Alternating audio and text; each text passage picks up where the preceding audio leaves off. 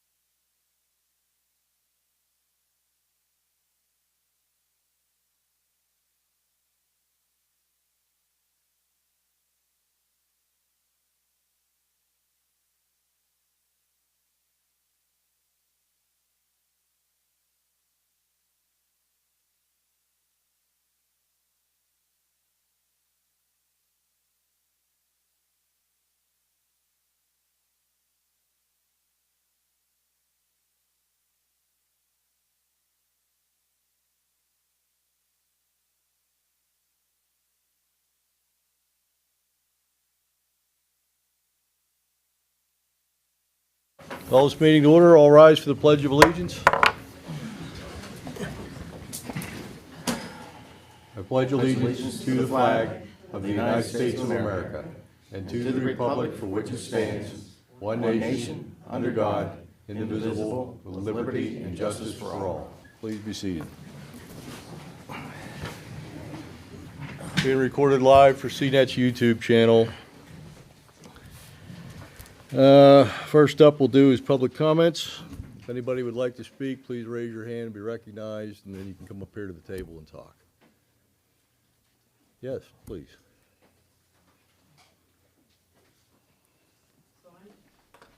I'm Dawn-Ann Stacovi. I live at 144 Windy Pines Lane, resident of Halfmoon Township. Right now, I'm the interim executive director of Clearwater, and I'm here about Watershed Cleanup Day.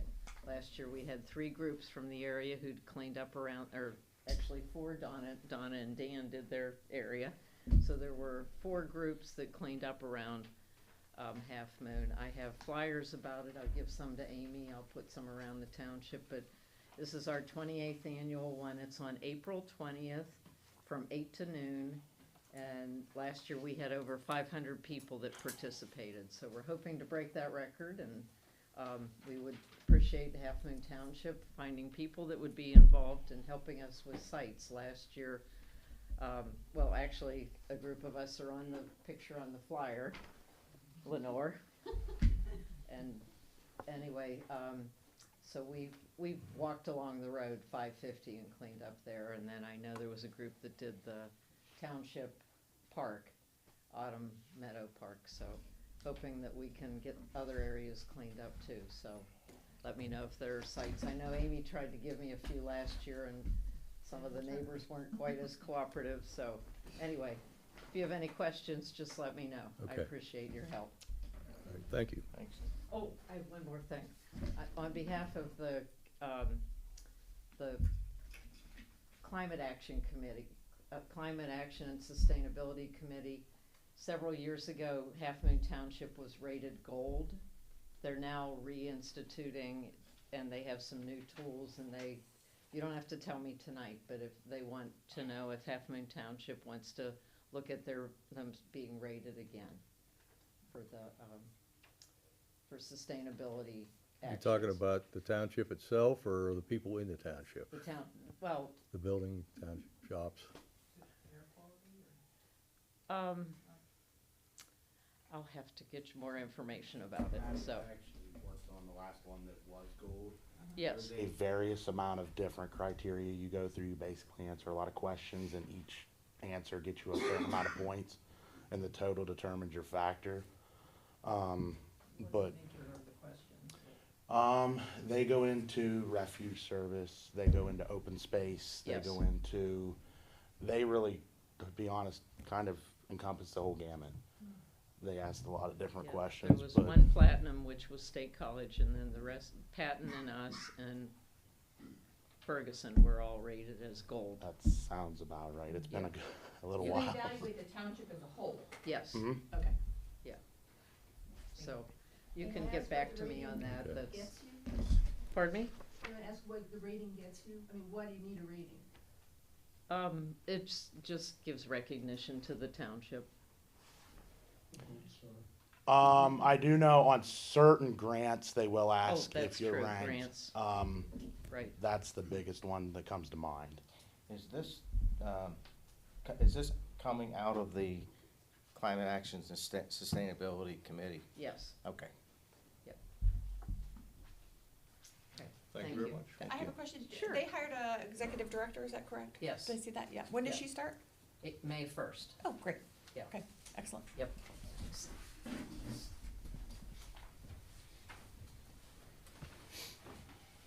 Any other public comments? Yeah, they told me I'd be there 2 months, and I'm now approaching 6. Well, we appreciate you stepping in. Okay, seeing none. On to approval of the minutes. Do I hear a motion to approve the minutes of February 8th, 2024? So moved. How about a second? Second. Moved and seconded. Any discussion by the board? Hearing none, call for the question. All those in favor signify by saying aye. Aye. Aye. Right. Okay, consent agenda. For approval of the consent agenda, ratification of the bills list for the period of 02/03/23 to 02/16/23, $41,600.85 in the general fund, $178 in the open space fund, and I guess we'll do all this. Ratification of bills 2/17/23 to 3/08/23, general fund $24,878.24. Reappointment of Brian Walker P. to the to the Building and Housing Board of Appeals. Appointment of Heather Fink, R.A. to the Housing Board of Appeals. Establish Riff Raff Day from May 17th, 8 a.m. to 8 p.m., and Saturday, May 18th, 8 a.m. to 3 p.m., and designate April 20th, 2024 as Watershed Cleanup Day. Do I hear a motion to approve the consent agenda? So moved. A motion, how about a second? I'll second. Moved and seconded. Any questions, discussion? Call for the question. All those in favor signify by saying aye. Aye. Aye. Approved. Next up is the Ellenberger Walters Lot Addition, final plan. It would be, Planning Commission recommends approval. That would be Mr. Henry, or Mrs. Henry. So, anybody have any questions on the board? It looks like a simple change, so I don't see anything. Do I hear a motion? I'll move. Move to approve. Okay, I got a motion to approve. Do I hear a second? Second. Moved and seconded. Any discussion by the board? Any comments from the Henrys? Call for the question. All those in favor signify by saying aye. Aye. Any opposed? And I will abstain because I do consulting work for the Henrys, so. Plan approved. Thank you.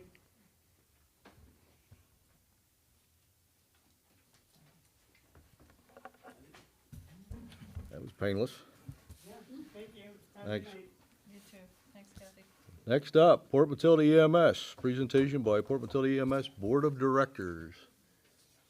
How many directors do we have tonight? They're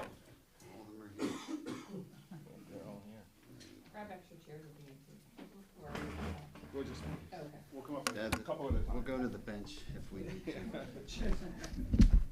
So a presentation, we don't necessarily have like a PowerPoint presentation or anything like that, but one of the good things about this board is we have a group that has different expertise throughout them.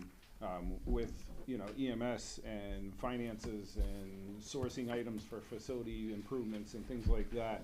I'm not sure where I fit in as any kind of an expertise, but here I am. So one of the things I want to start with tonight is just a little bit of a statement. You know, the EMS has been doing great. Last year this time it wasn't so great. Since then it's really improved. Everything's getting on board. Got a lot of support. One of the areas that we're having problems is with a lot of businesses and things like that is staffing. Doing our best, but we have, you know, employees that are working overtime and things like that, which you know, that causes financial issues, but it also causes issues where we could end up with burnout and things like that just because of the nature of the job. So what I want to ask of the supervisors is that you give us support also from a letter writing or something, or getting other municipalities, and whether they're in the Portman total coverage area or not, EMS as a whole all over the state has problems, and those problems arise from the state and federal level. It's not at the local level. It's not with you guys. It's not with EMS. It's with a lot of different things. So we know that you've sent letters in the past, but if you could send letters early and often, and encouraging other municipalities to do the same, and the residents, you know, doing the same. Contact your local and, you know, state and federal, you know, elected officials, and just encourage them to take a real hard look at it. There is an EMS crisis, and until, you know, some of it's, you know, resolved with insurance companies and Medicare and things like that, that no one in this room has any control over except to try and get to their elected officials. So if you guys could do that, that would be fantastic. Is that what you want the focus of the letters to be, is related to legislation to deal with reimbursements and all of that? Yep. Okay. Yep. I didn't know if there was anything else. No, that's pretty much But that's pretty much it, the yeah. forefront of it. You know, if we can get more of that, you know, I mean, you know, and it's not just Portman Total EMS, you know, we've asked ourselves as a board, why does anyone become an EMT, first responder or a paramedic? Because, you know, especially for the EMT level, any EMT in a county could go to Sheetz, they could go to Likens Market or something like that and make more money. One reason they do it is because they care, but at the same time, they need to be, you know, paid and compensated for that. And if you can pay and compensate them more, that will hopefully bring more in. Now, we know there's, you know, employment issues all across the board right now, but if the incentive's there, maybe you can get somebody else to do it, you know. So that's one of the things that we're running into right now is staffing. You know, thankfully from you and the other municipalities, you know, money's an issue. I don't want to say it isn't, but we can sustain that. But if it becomes overtime for the people who are there, and then we burn them out and they leave, then we're just in a deeper problem, and that's what we're trying to avoid. So is that what you would hope to have as a resolution if we, you know, changing legislation and changing insurance companies is a long road. But if we were to get there and it gives you more money in your funds for reimbursements and such, and then are you feeling that then if you have that you can pay more, that may help with the staffing issue? I mean, obviously that's not gonna solve the whole problem, but that Right. seems to be the crux of where you're going with this, yeah. And Yeah. ultimately, I'd love to see our EMS and every EMS across the state and the country be independent, for us to not have to come here and ask you for money. You could use that money for elsewhere, but until that funding's coming, there's not much we can do about that. Right, we're stuck with here, yeah. Well, this was a subject of last week's legislative breakfast that, Patty, you were there. Yes. They talked, the legislators were there, representatives were there, and they heard it loud and clear from the various representatives of various EMS services there. And I guess they're, you know, it's a bipartisan issue. And I guess they're going to draft legislation, at least that's what I heard implied. But, you know, there's never any promises on what they're going to do with that. And the problem is, you need state law in order to govern insurance companies. Correct. And Medicaid. You need the federal government when it comes to Medicare reimbursement.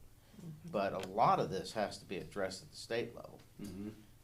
to help the EMS services. Mhm. So hopefully that something will take place and they'll maybe reprioritize their spending a little bit and recognize what is important or what's critical. Mhm. And, Well, and if we yeah, see- I think we ought to do whatever we can. I think the other, are you gonna be talking to all the municipalities? Mhm. All 6 of them, okay? Yeah, oh, yeah. Okay. Mhm. Cause I think if we join together and do this, it's gonna have more of an effect. Well, and I think as you guys are at conferences or whatever you go to where there's people from State College Borough or there's people from Lewistown or wherever, whenever you have an audience or people that you can talk to, have them, encourage them to do it, because it's gonna take the entire state, you know, pretty much to be able to do that. This- To get that legislation out there, because, you know, you go to a breakfast and then, you know, they hear it loud and clear, but if they don't hear it again in a week or, you The know, a squeaky month. wheel gets the grease. Mm-hmm, You know, and Tuesday is executive committee at COG, and I'll make that a new agenda item That'd be great. and address that as well with all the municipalities present. Mhm. So, to get a little bit more exposure. Is your non-emergency ambulance transport up and running now? It's, yes. Mhm. Okay, because a relative of mine took a ride recently from the hospital back to my parents' house, and oddly enough, somebody from Bellefonte came Oh, down yeah. and brought them back, and I don't know what kind of deal you have with the hospital up there, but, you know, would they just spread it around, or nobody knows? Yeah. Oh, you will be? Cliff, yeah, Okay. so each All right. one of us is gonna do a little bit of. Not trying to open a can of worms Yep. here, but I No. just was kinda curious. And as we to have why answers for that. Somebody Yeah. came from so far away. Yeah, yeah, and there's a lot that goes into it, but yeah, Cliff can talk more about that when he comes up. I Okay. brought Jeff with me right now I mean, because that's, he's, yeah, that's he's a definitely financial a end and- strategy that we've been pushing, because that's a controllable All right. line Well, I item. just thought it made more sense to either have, you know, Port Matilda or somebody out this way. Sure, yeah, But they didn't ask us, so yeah, I didn't have a choice on that one. Right. But I just thought, you know, if we're losing something, if we need to do a resolution to help drive things your way, I'm more than happy to do that. all right, we'll keep that in mind. Good, good. What about grants? Are you Yeah. working on grants? Yep, we're gonna. Cliff's got that too. That's Cliff's portion. Right now, I brought Jeff, so, because I asked Amy for what was gonna be, so some of that was having to do with the budget items and things like that, and that's Jeff's area, so I brought Jeff up first. And then we'll get to Cliff with the grants and the wheelchair van and those types of things. And then we have Jeff Spackman back here also, who will talk a little bit about what we've been doing around the EMS and acquiring things for them, getting donations from businesses and whatnot, so. Okay. So you've all been given 2023 actuals, you've been given a 2024 budget to review, and you've been given a January end of month projection for end of year 2024. I don't know if you have any questions regarding that, but just in summary, and not speaking to specifics, I can tell you that on those reports, there's a cash reconciliation at the bottom of those reports, and you can see how each area, whether it's operations, grants, capital reserve, impacts that cash flow. And that's where the operations come in, and we start out the year with a very conservative budget and showing that $80,000 deficit. There's no doubt in my mind now, after hearing some things from last night, that we'll beat our projected memberships. That's just, I don't have hard numbers, but that's my gut feeling. We have some extra grant monies that we can apply towards operating expenses, so that'll reduce that deficit. We'll still probably show a deficit, at least at this point in the year, just because things are not as concrete yet. I think when we start getting into the beginning of the second quarter, we'll start formulating and getting a better idea. But the bottom line is that we started, let's go back in time. We started the beginning of last year with roughly $30,000 in cash. We went through 2023, which was kind of a turbulent yet reorganizing year. we ended the year with a $20,000 surplus just for the year. So we go into this year with $50,000.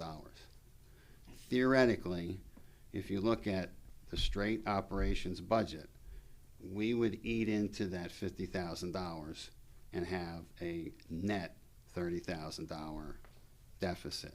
So that's what I always look at. So what does that mean? Well, there's monies from grants. There could be other monies. There could be leftover monies that are not specifically tied to the request, the original request of the grant. It could be applied to operating funds, and we believe there's some of that. Right now, there's also a capital reserve set up that we've moved over to help. And I think the thought was that at some point, some grants might have some matching requirements. We wanted to set that up. I personally, we haven't talked about this, but I personally believe that that could be something that if we feel as though we have to pull back in and cover operating expenses, we can. Okay?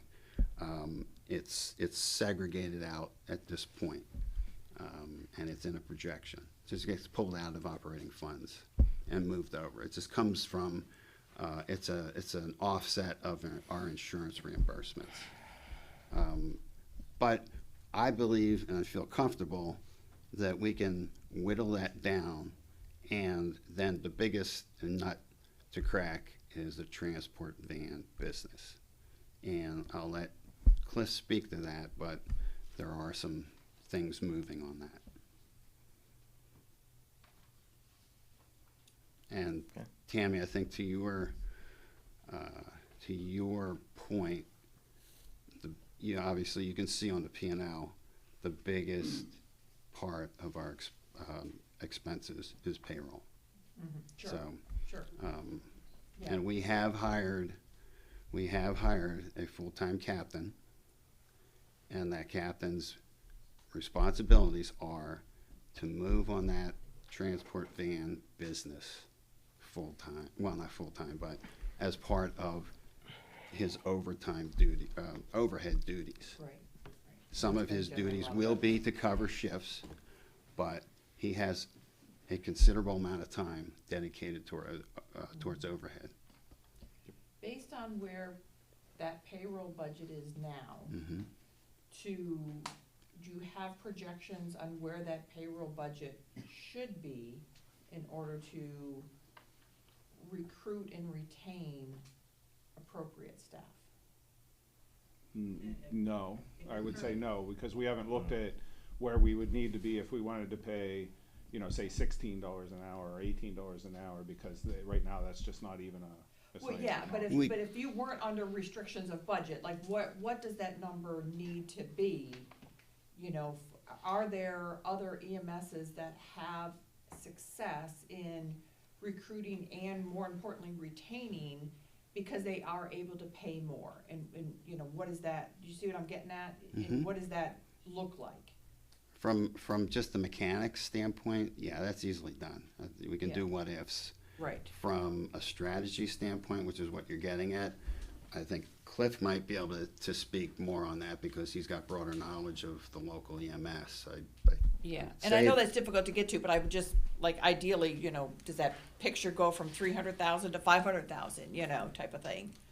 Not saying that we can fund Yeah. that, because I'm not going there, I just wanna know what does that look like? Yeah, no, you can wait, if it's on your plan, just wait, but, yeah. It wasn't honestly, but whatever you'd like. Yeah, no, it's fine, because Yeah. it'd just be nice to say, where do we need to get legislation, maybe 10 years down the road, but, are we looking at trying to get legislation that brings us an extra 200,000, Yeah. for municipalities, so that we can have proper staffing?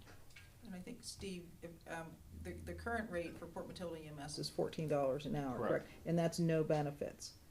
Correct. And there are other agencies that are paying in the ballpark, or maybe a little more, but are including benefits. That's correct. Because I know Bellefonte and I think Lewistown have benefits, right? So I think Yes. that generally comes in, and that's another, so not just straight dollar amount, Yeah, so it but would- benefits yeah. would be. Yeah. It would be putting together a package, Yeah. We don't pay any benefits for any of our, No. just, Full-time. just Just our full-time. The one full-time? Correct. Yeah, okay, Just the captain, he's the only one. yeah. Okay.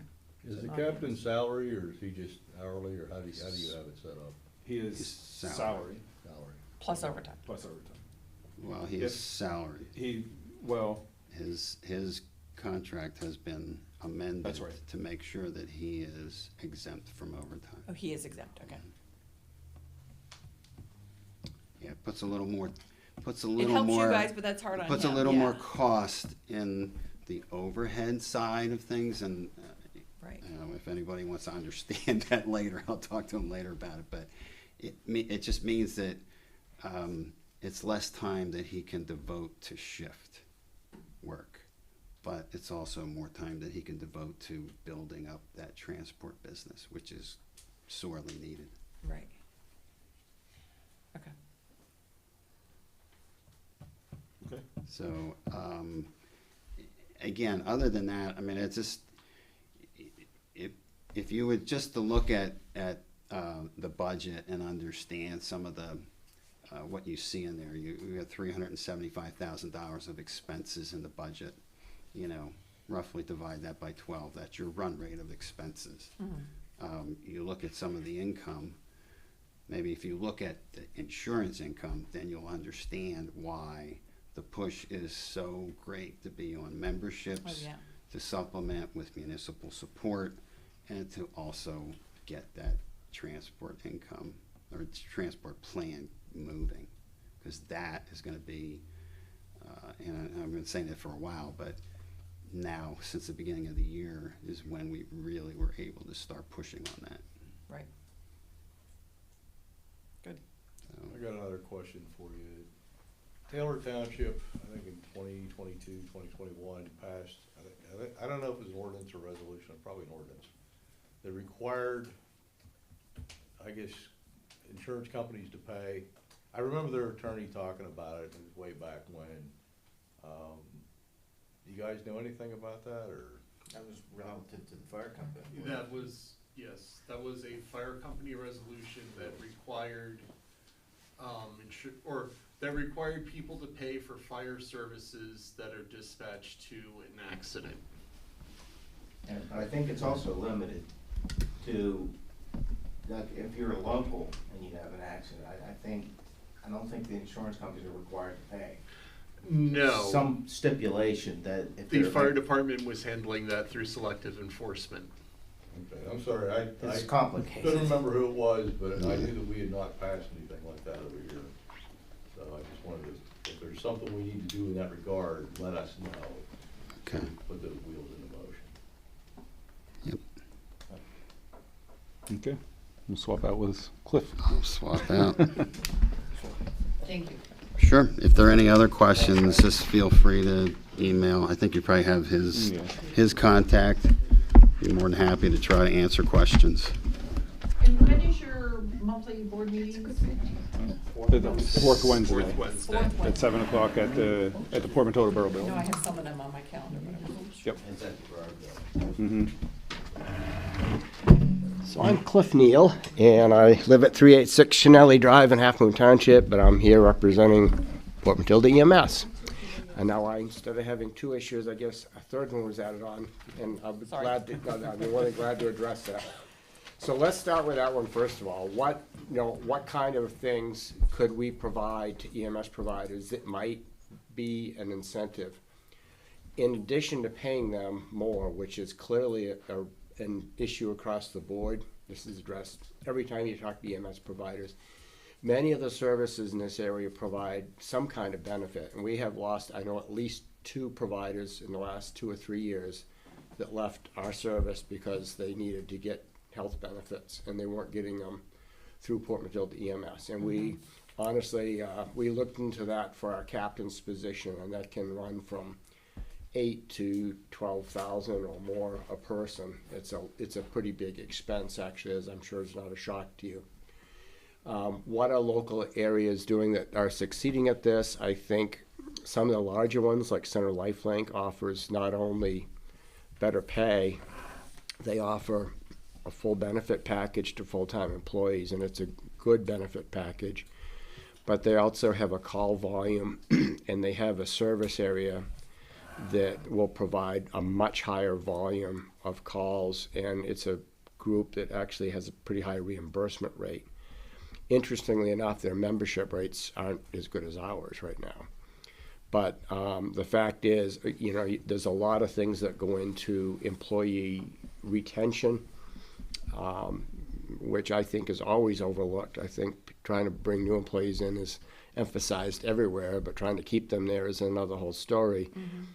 Another thing that a lot of services have done, they have incentives for X amount of calls. You'll get some type of a gift, be it turnout gear or a helmet or some type of a jacket that you could use in the public. I know some services have provided things like backpacks and that kind of stuff as well.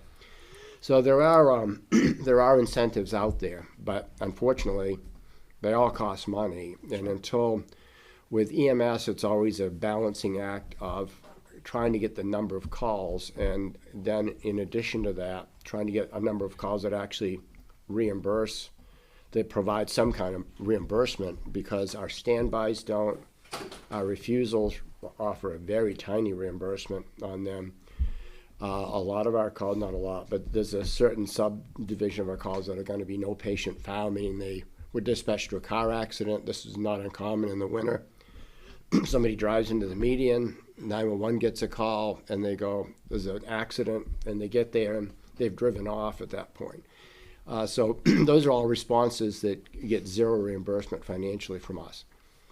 So I think the story to success that you were looking for is going to be a higher call volume that will bring in more reimbursed trips for an EMS service. And with that additional funding, they can now provide incentives, including health benefits is a huge one, but also some other gifts that would be a kind of an attaboy type of a thing to keep you interested and realize that you're appreciated. And I think that's a big part of retention of employees. Yeah, retention is often overlooked, and that's a huge component. And in terms of benefits, when you mentioned some of the other entities, is there a group that you can be a part of in terms of purchasing benefits for employees? So, you know, for example, Penn State is in a group that everybody gets the same benefits and type of that. Is there a group like that for EMS agencies, or you're on your own getting benefits, which is, I assume, at a higher cost than if you were as a collective agency with other EMSs? We're an independent employer, so right. there really wouldn't be anybody to partner with. And I actually, it was one of my jobs on the board when we were trying to come up with some way to convince a EMS captain to take that position, was to call around all the service, where do you get your health benefits, what company provides them, and I called a lot of agencies, and I went with one that actually provided a very good package at a reasonable rate, but you're still talking for a basic health, vision, and dental, you're talking in excess of $8,000 a person per year, pretty much. Oh yeah, it's expensive. Yeah, I was just hoping that, like, if we did the same one that Center Life Link does, that we get a better rate type of thing. But there's not. They're all independent groups. Yeah. Do you think that if you had, I know health insurance is more important if you're a family person, but if you have young people that are single, usually money is more important to them. Well, I'll tell you, my experience with this has been two different things. One is, I agree with you, younger people, I think you tell them that's your per hour fee, and they're like, jing jing, that's what I want to get, okay? And they're not thinking about long-term benefits if they get hurt or something else, because they're immortal right now and they're doing well. But I think there are also people, even within the younger group, if they have kids or they're married and they have a spouse that may also have a part-time job, that they realize pretty quickly that insurance, if all it takes is, and I have to blame myself, but all it takes is one trip to the doctor or the hospital, and they realize very, very quickly what not having health insurance costs. I mean, it can bankrupt somebody, like, with one visit. So I think it's essential to, if you want to get and retain EMS staff, I think you have to make it a profession that is worthy of getting paid appropriately and getting the respect that it needs, a professional respect that it needs. And I don't think most people would even go to full-time job at a fast food restaurant and not expect to get some kind of benefit, which McDonald's, for instance, has an incredibly good benefit package, The and- drive-throughs 24/7, the people just keep going through. So, I mean, that's what you're facing, and, there's a lot of groups in the United States. There's the National Association of EMTs. There are paramedic groups that are forming, and it's trying to establish a more professional status of EMS providers.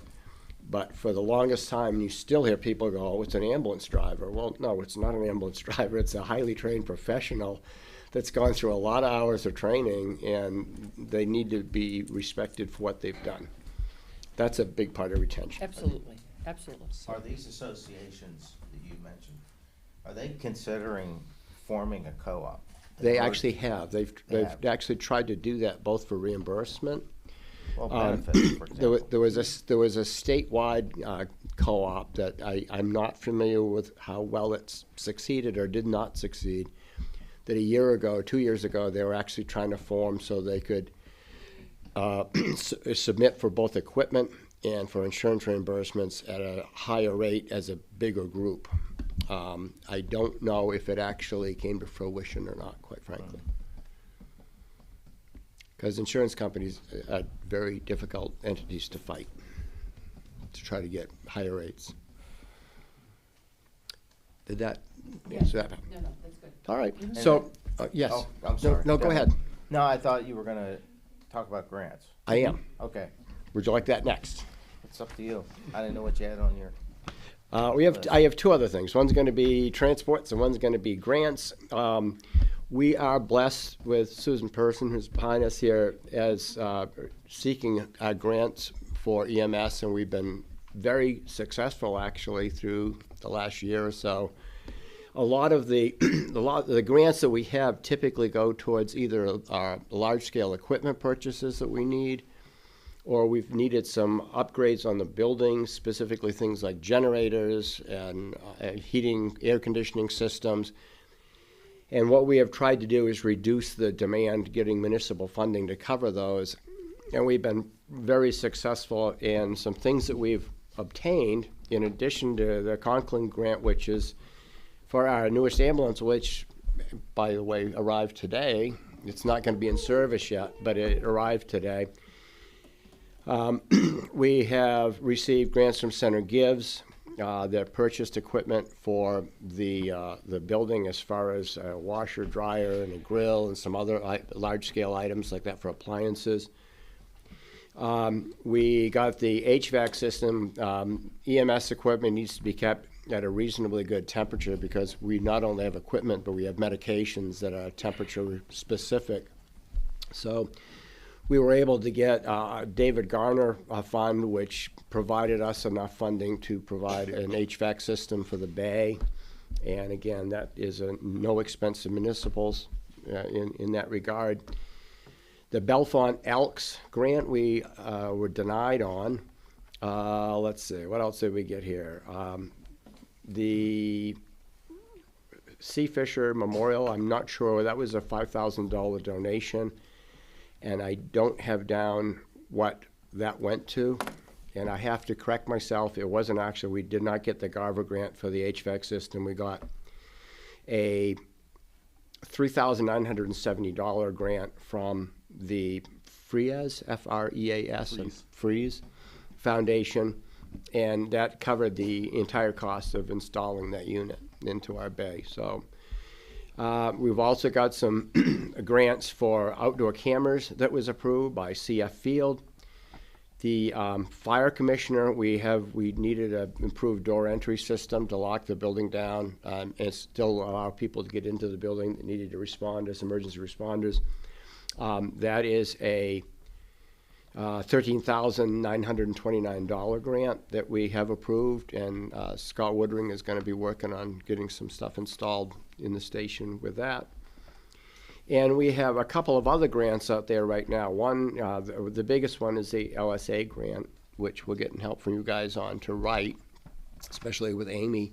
That's in limbo, I'm told, until probably next September. They're going to be working on that. Is that still pretty accurate?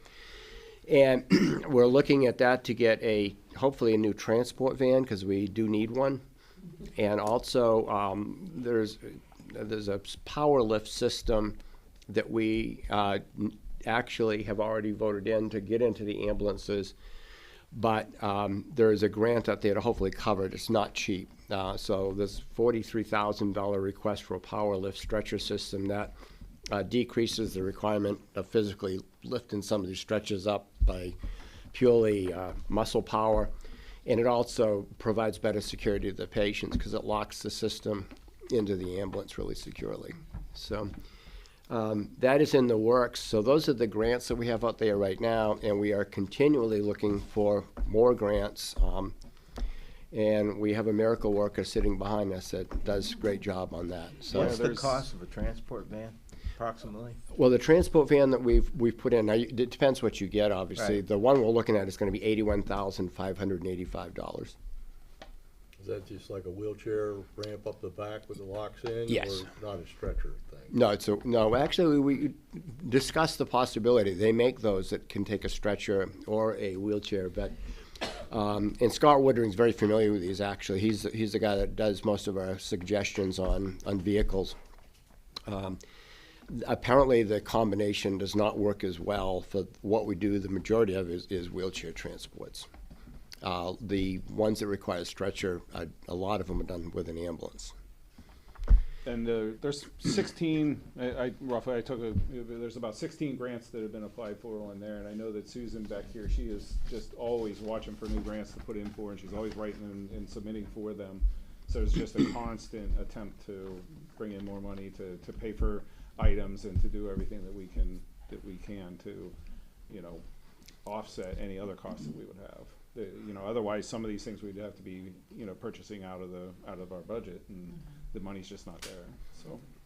And the one thing, unfortunately, one of the highest expenses for us is paying staff, and none of the grants. You cannot find grants that will say, hey, take this and pay salary. That just doesn't happen. But that would be very welcomed if we find one, but I've never seen one in my 50 years of doing EMS, so. Well, the problem with that is it's not sustainable. So grants are Right. usually a one-time thing, and you can't just give a one-time pay increase and then where are you gonna come from the next Nope, year? So totally that's the agree. problem with that, so, yeah. Yep. That We was a little bit Yeah. of sarcasm, actually. Yeah, but I know you guys know that, but just so people understand that is, that's the problem. With grants, you wanna use those for things that you wouldn't normally be able to afford because they're a one-time thing. So, Right. or a salary's an ongoing thing, so it really is not very conducive to get a grant, because if you do budget in and then are able to pay more, then where are you gonna get that money from the next year? So as long as people understand that difference, so. How are we doing on our, number of calls versus actual, trips out of the station? We haven't calculated, we sent out and I don't have the dashboard with me right now, but we sent out a dashboard, for February's information. We haven't compiled that information for March yet, so that'll be coming. But we're solid, right? That's We're pretty solid. I I mean, opened- nobody's gonna hit 100% every time. No, right, correct. We're doing great. That's what I wanted to hear. Yeah, but there are calls missed here, and that was basically my opening, was the fact that, yeah, staffing's an issue, where we have better staffing than we've had, but it's still an issue to make sure we're covering I don't all want the these public to things. think that we're, batting 50% or something like that. No. It's way Nothing higher. like that. It's way higher, yeah. We're in the 90s, so, That's awesome. yeah. So the next thing I want to talk about is transport systems. There's basically two divisions of transports that we have to deal with in EMS that are not 911 calls. There is your urgent transports, which are done with ambulances, and they're typically done from a hospital to a hospital of potentially higher care, or from a heliport to bring a helicopter patient to the hospital, or to bring a hospital patient to the helicopter to be airlifted to another facility. And then there's also some of them that would be it'd be less urgent, but would be bringing someone from a hospital to like a rehabilitation hospital or something in that regard. We're working on that right now. I can't offer a lot, but we actually have one potential big system that we're going to be addressing and working with, trying to nail down the urgent transport end of things. Our primary goal since last November was to make sure we got 9/11 calls covered. So the citizens of the municipalities we cover have emergency coverage, and that was in jeopardy, needless to say, and that was our absolute first goal, was to make sure that we have that covered, we have a system in place, and we can provide a response. If you call 9/11 and you say, I need an ambulance, we want to get somebody there. And so for several months, that actually was our absolute goal. And the wheelchair and what we call non-emergent transport took a back seat to all of that, and it had to. And then we started working on that several months into the board being formed. And there was a slow start. A lot of those were like going to a doctor's office. And when we say non-emergency transport with a wheelchair van, it's usually, in advance what your time is going to be, what the date's going to be. It's taking somebody from a home to a doctor's office. It's taking somebody that has been in the hospital for a lengthy period of time and they're now discharged, but they can go to a rehabilitation facility. It's taking somebody from a nursing home that needs to go into the hospital for something that's non-urgent, that can be transported in a wheelchair. And what we're seeing now, and we have Wayne Foster, also a local resident who's being a whiz-bang for our service, for spearheading that service. What we're seeing now is we're starting to build that service up, and the call volumes are starting to build up. And why is this important for us? Our goal is to try to get at least $20,000 recovered from service on the wheelchair van. That's at a minimum if we can do it, because that's going to, again, make our emergency response more sustainable, that is not well reimbursed. Wheelchair van trips are really well reimbursed, and a lot of them are paid in advance. So you're not fighting to get the monies back for that service. We have incorporated a newer system that now the drivers can actually select the days they'd be available. And I think it makes it a little bit more convenient for the people that are volunteering. You can probably say more about that than I can. And another thing, we are working predominantly over volunteering for that, but we've actually approved now to try to come up with a minimal amount of reimbursement, $10 an hour to drive the wheelchair van for whatever trip they have to make for 2 or 3 hours or more, whatever it would encompass. We still, with more calls, we still urgently need more drivers, and that's something I'd like to reach out to the community. If people in the community would like to do something that would make them feel like they're doing a little bit more volunteerism or contributing to the community, we could really use more wheelchair van drivers. There's minimal requirements on training. You have to have CPR certification, and Port Matilda EMS offers a driving program for that. I think that's all you're required to have now. So there's not a lot of education required to do this, and it would be a matter of working a couple hours each day, sometimes more than that. But if we could get enough drivers, you could theoretically have somebody on one day. They'd have to offer services 1 day a week or every other week, whatever. And the more we can get coverage on that, the more volume we can accept in calls to transport. And that's clear-cut, paid in advance money. That's not going to be a fight with the insurance companies, not going to be trying to fight to recover it from somebody who got paid directly. Cliff, do you only need one person for wheelchair van? We need a driver. people? It's a driver. Just one person. These are non-emergent calls. So will you run into things? Yes, there's a chance, honestly. I mean, you're transporting somebody for some kind of medical care, but it's a non-emergency, non-urgent system. It's, they've got an appointment someplace, and we would know about it typically in advance. And one of the things we have, and I'm not going to name any specific names, but we're starting to pick up, again, some more groups, healthcare facilities, rehabilitation facilities, and offices. We're starting to hear more and more about those. And as that service grows, we want to make sure we grow with it as quickly as we can. So for transports, we're going to be working aggressively on both the urgent transport system, and that's going to be a lot of work. That's why I'm not going to do a lot of commentary on it right now. The non-emergent transport with wheelchairs is well in the works. We've had our vehicle improved and made sure that it's safe to transport people in it, and we had to make some improvements on that to do so. And we've got, right now we had 5 volunteers, and I understand as of today, we just brought somebody else on that wants to do it for the minimal reimbursement pay program on it. And we could use some help. And Wayne, if you don't mind, I'm gonna give you a telephone number publicly, is that okay?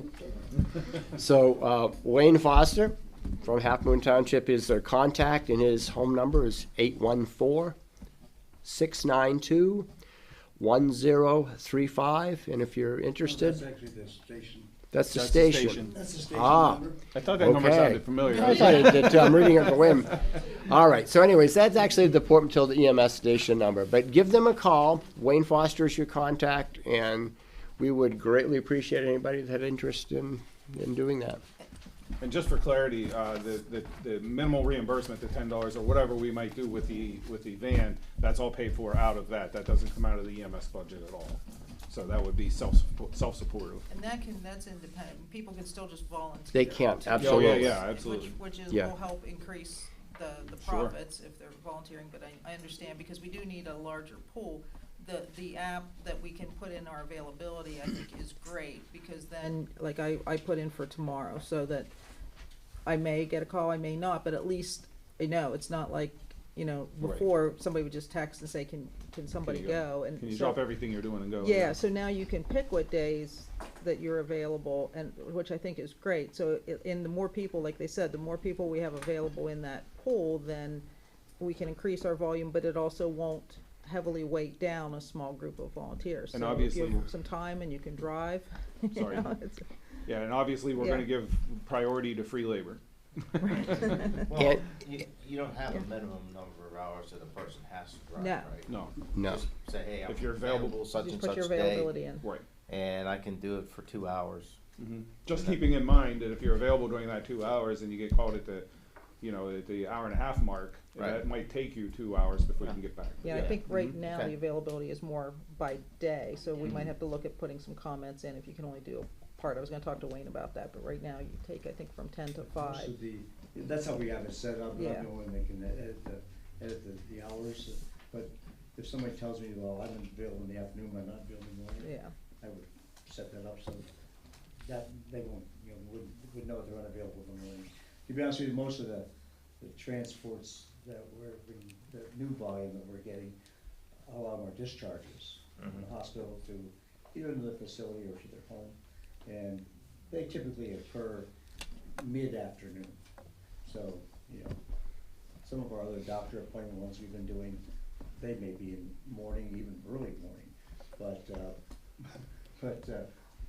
the hospital discharges, which are oftentimes short notice, we may not know till that day. So that's why we're trying to do a schedule where we know who is available that day, or kind of on call, you might say. And we're trying to schedule one person for a day, So if we get a call that somebody needs discharged, we know who to call, who said they're available that day. But they're usually afternoons for that. Yeah, and for both 9/11 calls and for non-emergency transports, we take both volunteers and have some paid positions. So we love volunteers. We have a few on the 9/11 EMS side too. Good. The other benefit is that you're affiliated as a part-time van driver. You're still affiliated with Port Matilda EMS. So if you go to your favorite vendor site and go to the bottom and it says first responder discounts, you probably are eligible for those. I don't want to say you certainly are, but there's a lot of discounts for a lot of vendors for people that are affiliated with EMS and fire. What about advertising?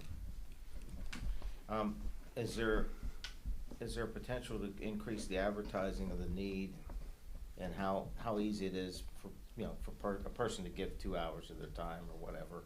Yeah, It's like Meals on Wheels. I worked Meals on Wheels, so they were out there, calling for volunteers. And usually they like people that can work the same time. Like they give you a schedule and you plug your own when you can work. And so you pick a day or two. yeah, and you fill, and then they fill in the blocks, right? And typically what happens is people are typically available the same time every week, Right. normally. Mm-hmm. And so far, I put some Facebook ads out just recently for new volunteers, and I've done it in Stormstown and Fort Matilda and some of the other communities over the mountain. But what else? Flyers in the post office. Yeah, How about radio and TV? I mean, I haven't got anything in that regard, yeah. Again, I don't that's know, since it's expenses. it's a What- larger area, what I if they think do it it's as a more public service, Focused you to know? our. We can look into that. I'm community, sure I could but ask. But certainly I'm looking for. Amy, have we sent anything out in our emails? I can't remember. In the past you have. Yes. Yeah, this is kind of a new, Specific for van drivers, maybe not. I didn't see anything recently for that, but no. anytime I see the fundraisers, yeah, I try to get that information. I mean, When do those go out? Just whenever I get information, I mean, Oh, if I okay. have something to get Okay. out, I get it out. Excellent, Mm. okay. Yeah, those are great ideas. Anything else for me? Thank you. You don't want to give out your number? I don't mind. Or should I use My this cell number? phone number, well, that's the station number, somebody will answer, they'll Okay. get back to Well, me. you- But I'm certainly going to give you my cell phone number. Well, if I were to need it, but Yeah. I'm gonna try to get, Certainly, if you some know advertising. somebody that can, I mean, they don't necessarily even have to live right in, they don't Port have to. Matilda or Yeah, in, no, not really, I mean, it's nice they do, they have to go to the station to right, get the van and get Right. the paperwork, but, no, they don't have to necessarily. And of course, anybody over the mountain too is certainly welcome. And I Question must in the think back. I'm very, Finish. very grateful to have a number of volunteers in this room right now that are part of our team and our Mhm. van drivers. I'm thankful for all that, and certainly looking for more. And to be honest, it's a feel-good job. I've actually met a lot of nice people, they're very happy to be going home, they're happy to get better. It's actually rewarding. So, Yeah. thank you. EMS just recently registered with Volunteers of Center County. Mhm. So we can put a specific request on there, so we can go in there and list that we're looking for Mhm. non-emergency van transport drivers, Thank you, which Sue. I'm happy to Good. do. Thank you. Okay. We have Jeff Spackman here now. He's been sourcing things for the EMS. There's been a reference, anyone who's ever watched MASH, Radar always sourced things, and the other night at the meeting, he kind of picked up that term. I'm not sure he appreciates that, but That's all right. that's what it is. Do what I can. I live in Worth Township and have been wanting to help out here, so this is my service to the Board of Directors.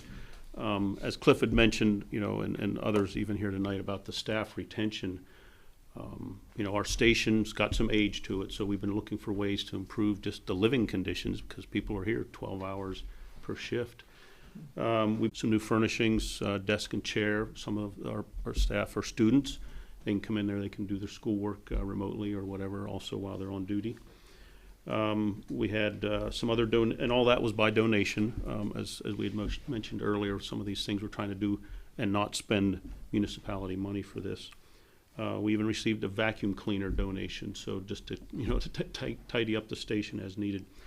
Cliff also talked about some of the other things we did by grants, but again, they're facility improvements, the emergency generator, the HVAC system in the garage. I won't repeat all those things, but again, just items to make the condition of the station better for the folks that are spending a lot of time there for us.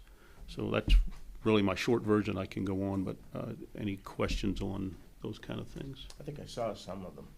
Some of the, they were in process. Yeah, when we were meeting at the station, we Yeah. gave a tour one evening, yeah. What's the next big ticket item you see coming up? Well, we're working on a couple different things right now. A new kitchen stove is needed, but I think we have a lead on that. We need some rescue gear, and working with Susan and some folks I know, we can think we're either gonna get grants or donations for those. We probably can do some more flooring with some donations. Beyond that, what's that? Better furniture. Yeah. Some better furniture probably would be the next one, yeah. Couches, nice comfortable couches and chairs for them to sit in. and Yeah. Everything, There's everything a they furniture have. dealer going out of business up on, they might cut you a deal Maybe, yeah. if you don't care about couch colors. Right, Well, right now, everything's second and maybe even third hand, so yeah, it's, yeah. you know. Was that the original washer and dryer that Mrs. Crane bought back when they built the building? Or? I don't- Possibly. It might have been, yeah, yeah, Yep. Thankfully, that's been replaced through grants. yes. I'm sure it's due for an upgrade. Yeah. Anything else? No? Well, that was our presentation. Thank you for your time, and Well, actually, we need Thank to be you. thanking you for your time because you make this thing work. well, we have a, you know, like I said in the beginning, the board of directors is very talented people with a lot of different expertise. We have, you know, Susan that's puts in a lot of time. You know, just everyone that's pitching in. You know, you see everything that's going on with the you know, expert fields, you know, so to speak. But anyone, you know, and anyone that's watching on TV or anything like that, anyone that has a want to pitch in and help out, it doesn't even have to be on the van or something like that. It could be for fundraisers. It could be just coming and helping out. I'm sure if, you know, somebody wants to come and just, you know, donate some time to clean or to fix things up or help put things away or whatever, or organize, that'd be welcome. All right? Thank you. Thanks. Thank you. Can I ask a question? Are there specific state officials we should be writing to about the, Any of our legislation? local officials, you know, they cover our area. Scott Your Conklin? senators and representatives are gonna be Yes. the ones to go at both state and Okay. federal, actually. Ryan I just have Thompson? one more kind of Mr. Foster. quick thing is, thank you. And I'll get this to Amy, the EMS is gonna be doing a fundraiser, it's actually a rabies clinic, April 13th, coming up in a few weeks, it's a Saturday. And, yeah, that would be a great thing, and, it's taken us a while to kinda get that back together and to get a veterinarian that's, to do that. We're actually doing it in conjunction with PAWS, and PAWS has a new veterinarian, and she is working with us together to do that, and it's from 10 to 12 on April 13th, a Saturday. We're expecting lots of dogs, cats also, and not just rabies vaccines, other vaccines also, and even microchipping, so check it out, and we'll get the information to you maybe about that too. Thank you. I don't think that was clear on the email. I do remember that coming out in terms of the rabies clinic, but I think if they use a different title for it, because in the past, I think it's been just rabies. It has. And I think if people know that it's vaccinations and microchip now, that may help expand your audience. So maybe if that goes out again I think the with, information is more clear on the Facebook post, okay, or if you go to the website, you can Right. see the details. Does Right. our website have it as well? I think we used The rabies details. clinic and microchipping clinic. okay, I Rabies remember the vaccine rabies, and- I just don't remember the other stuff, so, Yeah. but you might get a more of an audience if they know it's everything, so, yeah.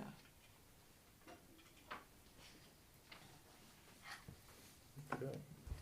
Anything else? And that's anybody in the region can, There is a partic- charge for it. Right. Like $10 or $12. Right. But it's Sure, lower anybody- cost compared to vet. Yes, right, and no, anyone can come, even outside the area, Walk-in. and many do, and it's walk-in, it's not by appointment. You just, first come, first served, put it that way. When is it? April 13th. And you do,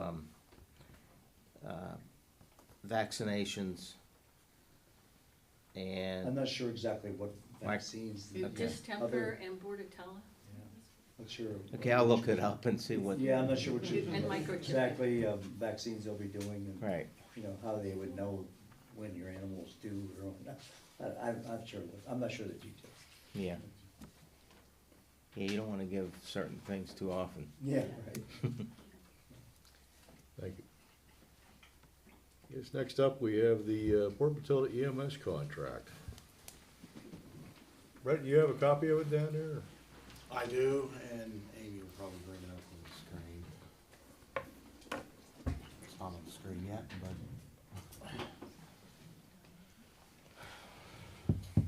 So, in an effort to begin giving Port Matilda EMS a more consistent outlook on future funding, I kind of spoke with some board members individually, and they expressed interest in possibly going back to agreements with the different emergency services. We invited Port Matilda EMS to this one. We'll be doing the fire companies in June. But this is a standard agreement like we've had in prior years with different emergency services, where it's going to state that the Halfmoon Township will contribute 0.56 mils of its estimated assessed value. And that, obviously, as we know, assessed value grows. That will allow for the funding to grow. This is currently set up as a 1-year rolling contract, which currently means it'll stay and we won't have to keep paying legal fees as long as both parties are happy.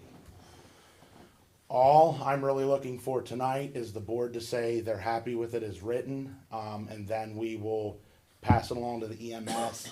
If they have any edits, we'll get those first, and then if they're fine with it, then we'll pass it to our solicitor. If they want to pass it to someone. And then that's more set than up welcome. as our assessed value increases, the money that transfers to the ambulance company would also increase. Correct. Do I hear a motion to forward it to the powers that be? So moved. So, I hear a second. Second. Moving second. Any discussion by the board? have they seen a draft of this at all? Is this the first time you guys are seeing this? The, Well, the this- EMS has not seen a draft because we needed the board to be okay This is with our it prior. draft, okay. Correct, it's our Okay. draft to submit to them. Understood. Yep. Okay. Call for the question. All those in favor signify by saying aye. Aye. Aye. Aye. Opposed? Hopefully it pleases everybody. At least get the ball rolling anyways.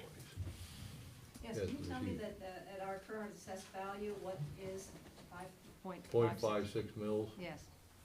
That is similar to what we're paying them this year, it's 45,000 and some change, I do not remember the specific numbers after, but it is 45,000. 45.3 or something like that? Roughly around in there, yeah. But it floats with the assessed value as it increases every year. That the millage stays the same, but the amount of money revenue going to the ambulance company would increase. I understand, and so that means we're no longer talking about giving EMS donations. We haven't. We appropriated, Make sure we're not talking about memberships and donations in addition. That is still, we absolutely need that input financially. And I will absolutely be sending my donation. if I can in. interrupt, what we're referring to is in previous years, we provided a donation. For this year, we received a budget and we made a budget appropriation, so. I and just wanted to that's- make sure that was clear that. Which, it went from 14,000 to 45,300. And Donna, I have the number here, Brent, this was in an email you sent me previously, Okay. the .560 mils on our current assessed value comes to $45,867 Yeah, there you go. and 75 cents. Sorry, Penny. It's off by 500. Thanks. That's good. And this is a 2025 contract? Yep. Yep. 20? Yeah, you already have the money for this year. Correct, yeah. Well, you don't have it yet, but you will. Is it? Yeah. The date that you have on here is 2024, but that's when we sign it. But it Correct. doesn't say, Go into Down effect. on for- there we number go, three for your yep, terms, number yep. 3, yep, yep. Okay. There's nothing else, we'll move on. Permission to advertise 2024 paving projects. Okay, so, excuse me. So if everyone remembers back to October of last year, when we discussed budget, we discussed various road resurfacing projects. That would include Autumn Circle, Saddle Ridge Road, Trail Run, Harness Downs Court, Bridle Path Court, as well as Municipal Lane. So get some of our, much failing roads taken care of, as well as kind of buttoning up some plans here in the neighborhood. So, recently, I was able to meet with our PennDOT representative to get some current numbers back. The numbers that Brett and I had gone through for, at budget time, were purposely inflated, as well as, going off of last year's numbers. So we were, luckily, asphalt prices come down a little bit. So, things are looking really great for those estimates. It should be approximately $310,000. So what I'm looking for tonight is just permission to advertise these for the formal bidding process. May I have a comment? Go ahead. I'd just like to say that the ARPA funds are federal funds that were specifically allocated to help communities recover from the COVID crisis, and were to be used specifically for healthcare costs or to ameliorate those. And this is going to be going to 100% to roads. Well, Just make that clear. True, that's not really true. The uses of the ARPA money are varied. They have And Brett, can expanded, but they were originally Okay. meant Okay. to help communities recover from COVID, not for roads. Well, I'm not gonna get into that, we're not on the agenda, but. Anyway. I move that we approve the advertising for the solicitation of bids for the 2024 road resurfacing projects. Do I hear a second? A second.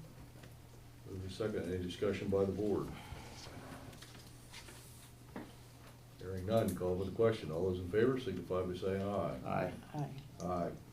Opposed? Motion approved. Next up, Open Space Preservation Board Solicitor Review Recommendation Requests. This would be to direct staff to seek a determination from the township solicitor on title insurance and subordination agreements, and provide any amendment recommendation. I'll move to direct the staff to seek the determination from the solicitors on title insurance and subordination agreements and provide any amendment recommendations. Okay, and do I hear a second? Second. Moving second, any discussion by the board? Hearing none, I'll call for the question. All those in favor signify by saying aye. Aye. Aye. Opposed?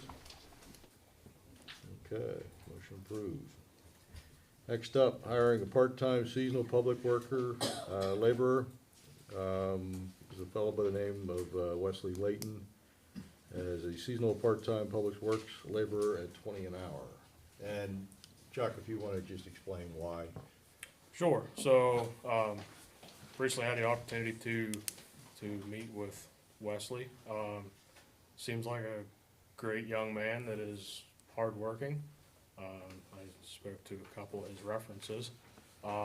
Very, very eager to work, which is fantastic. Yeah. Well, more so not just him, but why we're hiring a seasonal part-time. So really this person would help out with flagging duties, with, grass trimming, things like that, if we get behind. Honestly, right now, our biggest issue is the flagging duties, just to make sure that we have coverage so it's safe, as we go out and, get projects going here for the spring. Chuck, how big is your seasonal pool now? You have a pretty small one, right? It is, yeah. So there's really 3 seasonal guys, and they come and go throughout the season and their availability. Right.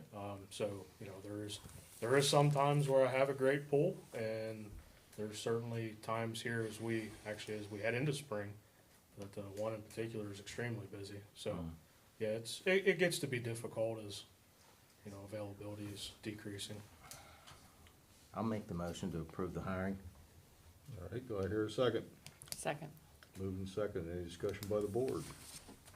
Call for the question. All those in favor signify by saying aye. Aye. Aye. Aye. Any opposed? Motion approved.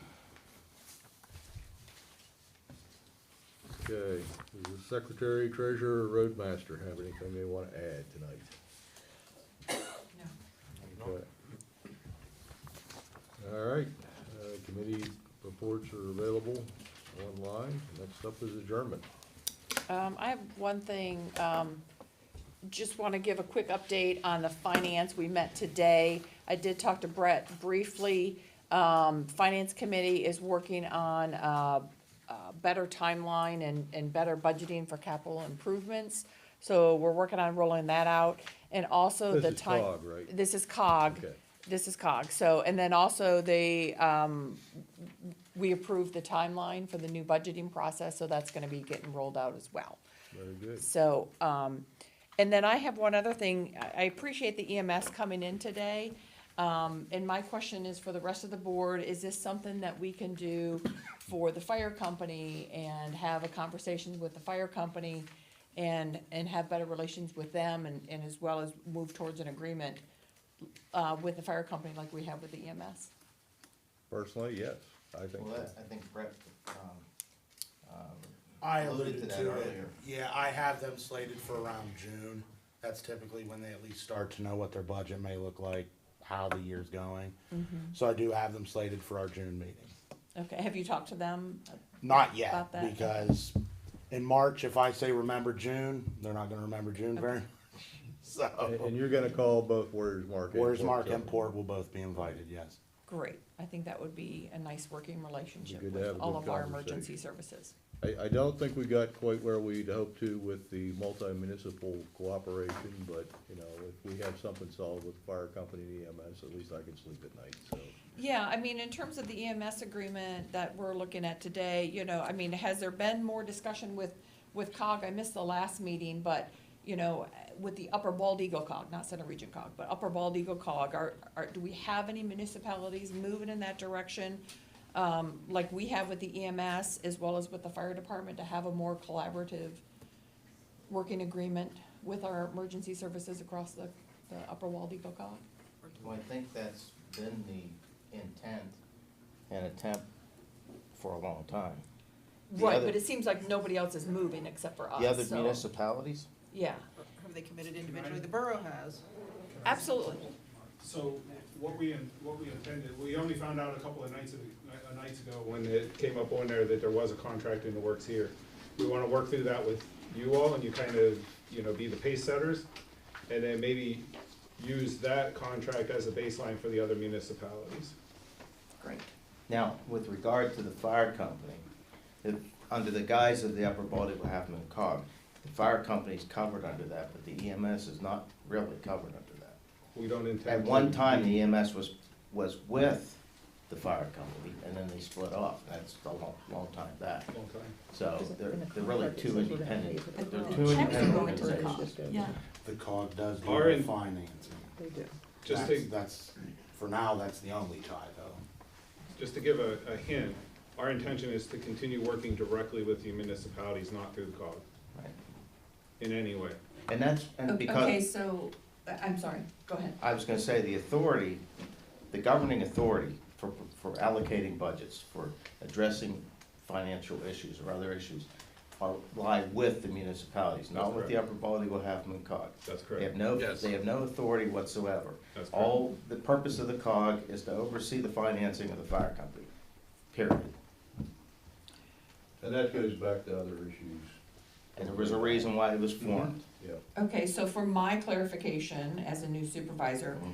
in the contract that we have, the draft that's gonna go to the EMS, the checks are written to the Upper Bald Eagle COG.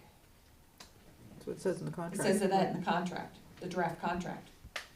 And that's because although there wasn't a tie, that is who I've been at least explained to. I don't remember who I spoke with last. The Because board of is that gonna directors be an wasn't in issue then? existence then. Wait a minute. If We you don't have have to to. go I to missed the that Upper Bald detail. Eagle COG to get, That'll be something we probably won't agree to. Yeah, well, we can edit And we'll- it. We can edit it. You guys, We'll get that correct. you guys Okay. bring it, okay. and Yeah, we'll that's, discuss it. I missed that. We're working That's directly with that's the who, ambulance yeah, company. We they've understand. been paying the Upper Bald Eagle COG for Portland Tilly EMS since I've been here. Like I said, there was no You board of mean, directors, like no the guidance money there. we're giving them for this year's budget? Correct, is goes to going through- J.D. and Reese. Okay, well, is that part of the agreement? Is there a, There is That was not our there is no verbal formal agreement. agreement. this That was is a the, verbal this would agreement. be the formal agreement? Correct, and that's why if they want it changed, they can change it and we can write them to whomever they'd Okay. like. Well, Okay. I think, And we understand how the contract system works. We'll Yeah, no, I agree. negotiate back and forth. I think Okay. that's an issue that must be changed. Yep. We won't get any Glad heartburn. we brought that up then. Is there any requirement that, that the fire company cannot go to you directly rather than through Bald Eagle COG, since They there can seems come- to be you mean no to come to us commu- to talk about things, or to come to us and? Well, they're required to have a direct relationship Why? with each of the municipalities. They have to provide reporting to the municipalities on their activities. Okay, they have to present a budget. Okay, the Upper Bald Eagle Half Moon COG's purpose is to handle the finance, the budget, the money that's already approved by the municipalities. Not to approve the funding, but to administer the funding. And there's Does a the- reason for that. Does the fire company, is the money that you send to the fire company go through Bald Eagle COG? It goes directly to the Upper Bald Eagle Half Moon COG. And why is that? Because it's an oversight requirement that By resulted who? from, pardon? Who made Well, that? I can give you a brief history. It's about 20 years old. And I won't knock anybody, but years ago, somebody wasn't paying their bill with the bank. And their new fire engine was about to be repossessed. And when the municipalities went to them and asked them, why are you not making your payments? Some individuals in the company at that time said, we are, but they were not. And so we came about that close to having their primary attack engine repossessed, a brand new fire engine. Well, And the reason why this all got formed was because it was easier for the municipalities to pay the bills directly for the fire company, and then we didn't have to worry about things not happening the way they were supposed to be, and we knew the fire engine would be there. It's an oversight. I may comment. I understand that things happened in the past. How long are they then committed to doing this? Is there some end in sight, saying now we realize that there are people that are running it there are not the same people, and they're must now trustworthy like EMS is, and therefore we're not going to have this requirement? I think that would be up to the municipalities and the fire company to discuss, and I don't wanna tell them to do it or not do it, or the other municipalities, because we are all involved with our group, Council of Governments organization. But it's a So possibility that they. it's a possibility it could be eliminated someday, but it doesn't mean that it would be eliminated, because I think it's good, even though the But it's meetings are good, it's good for the necessarily- fire company, but it's not good for EMS? No, what I'm saying is, well, EMS has not gone through what the fire company went through. Well, yeah, I mean, I someone said remember 20 when the years ago. EMS was so solid, I mean, it was like, money was not even an issue for them. And it was only in the last couple of years that unfortunately, things went downhill, but I think all that's under control now, thanks to this new board and the fine work everybody's been doing.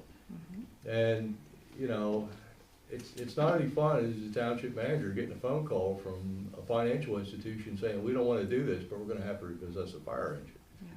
So, How many years ago was that? well, that was quite a few. About 2003, I believe. That was way before that. So we're When talking. did Lee Pressler start his? That was way before Lee started up. Okay, so we're talking 20 years ago, Yep.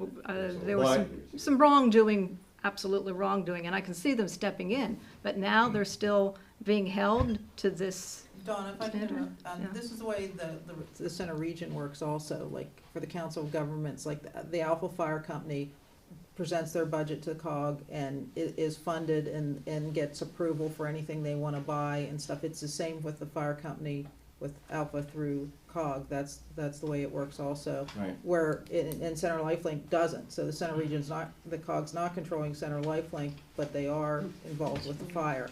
And I'm not sure. Is that because it's volunteer versus a paid? Some of that Because could- Center Region, well, Alpha is volunteer, Port Matilda's volunteer, our EMSs are not.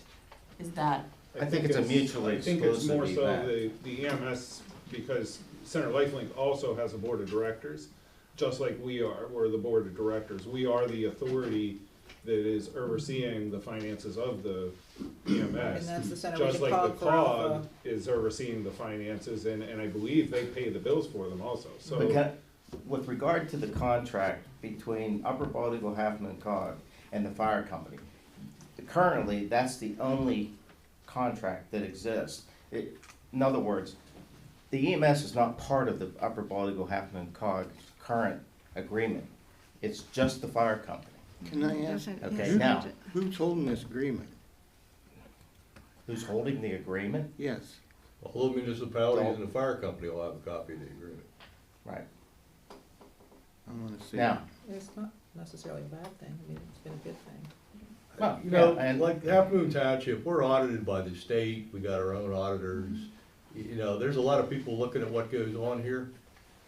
When we give money to another entity that's providing service for us, there's nobody to sort of look after anything. And like I said, you know, way back when, they've had a lot of problems. And obviously, some things got a lot better and some things maybe not so much, I don't know. But right now, there's a multi-municipal council of government set up to oversee it in the contract, and we're gonna follow that until such time that the municipalities and the fire company decide it's no longer needed.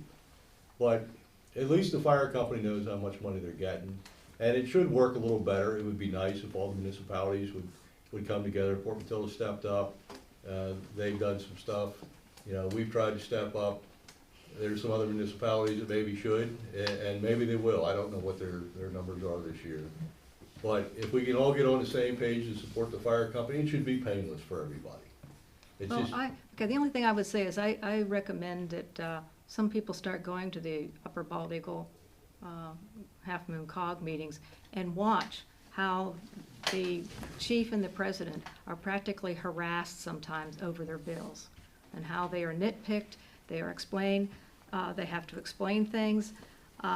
And I think it's actually sort of embarrassing what they put them through sometimes to make repairs on their trucks. all right, well, we'll check into it. Okay.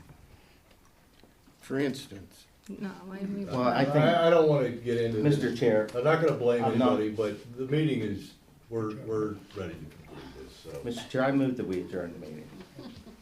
Do I hear a second? You wanna keep talking about it? Well, I do find it difficult. We have citizens who have strong concerns, and there are some board members that just wanna shut the conversation down. That's not true, I understand. Tammy, that's not true. No, hang I on, s- let Tammy talk. Please, first.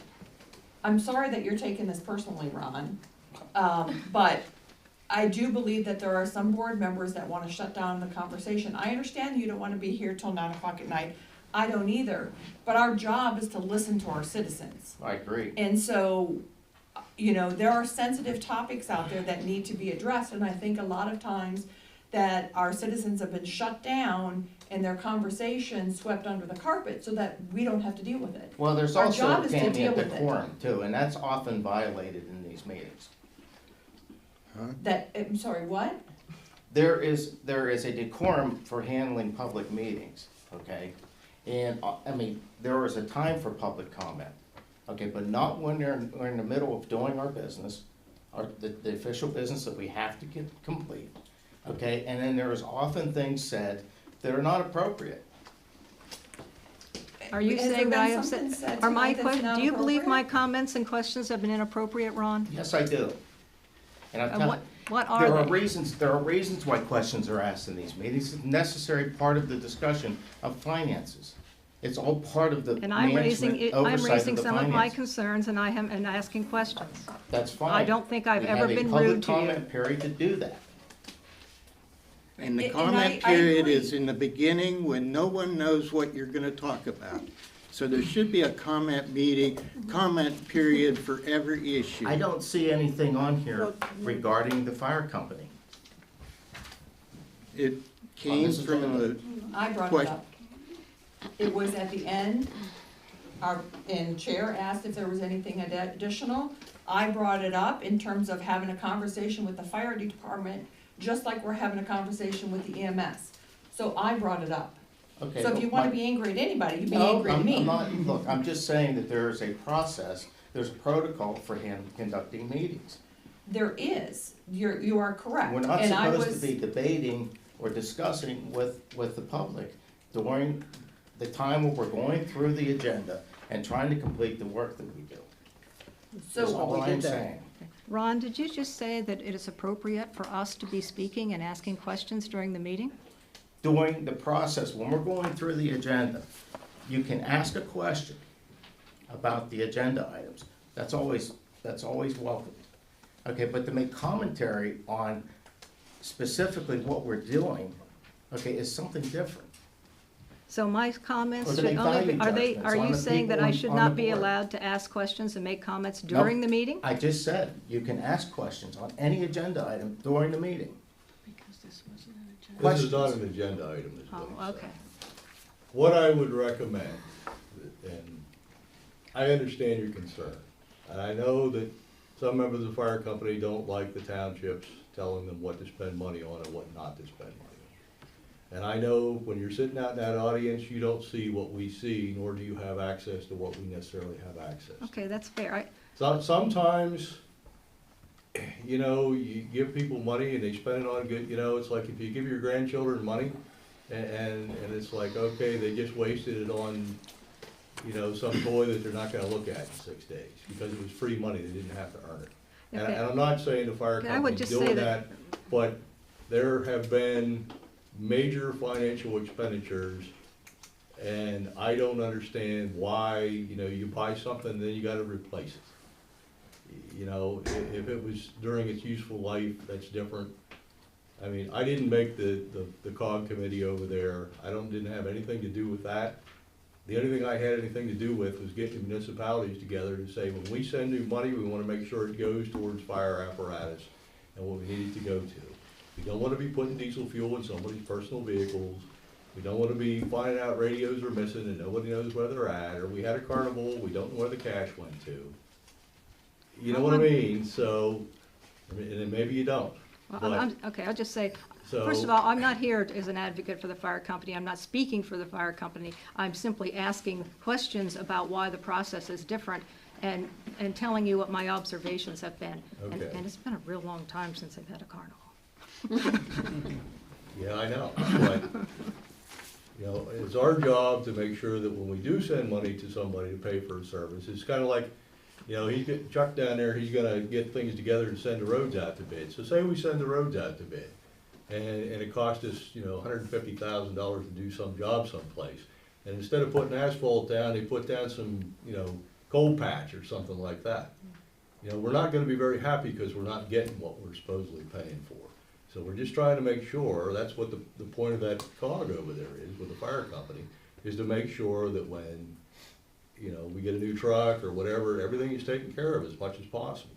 They've got their own slush fund that they operate on as well, but when it comes to municipal funds, it's the council of government's idea to make sure that those municipal funds are spent in accordance with things that are appropriate. And I'll leave it at that. Now, if you have questions, if you want some further explanation, I would be happy to answer those questions. If you want to put them in writing, I would get it to Amy. I will take time out. I'll No, meet I don't, with you. I don't have any more questions. I was simply asking about the comparison between how the. Why it's different. Yes. Okay, I mean, well, and that's why it's different. Does that make sense or not? I'll reserve my comments. Well, that didn't answer the question. I'll answer it for her. No, It makes a difference, but you didn't answer the question as to why it continues forever because of some bad apples a long time ago. Well, until all parties agree to disband it, it will probably continue.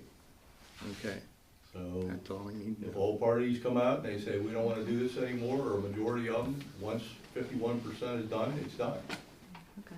So if you want to convince Taylor and Worth and Houston and Fort Matilda Borough to walk away from it, then No, it's done. well, just to say, I'm not saying I'm advocating one thing or the other. I was asking for an explanation.